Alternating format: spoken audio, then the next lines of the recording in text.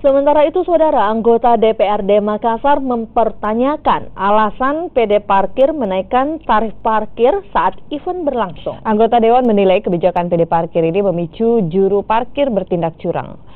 Salah satu anggota DPRD Kota Makassar, Komisi B Bidang Perekonomian dan Keuangan Raymond Masak, menilai tindakan PD Parkir yang menaikkan tarif saat event berlangsung menjadi alasan bagi jukir untuk menaikkan tarif.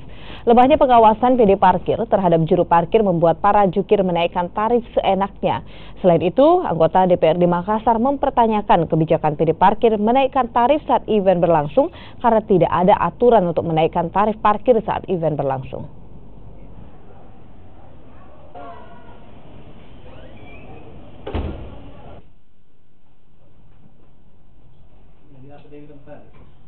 Saya kira soal tarif yang dikenakan oleh warga yang ada 2.000, ada 5.000 itu tarif yang tidak ada tarif seperti itu.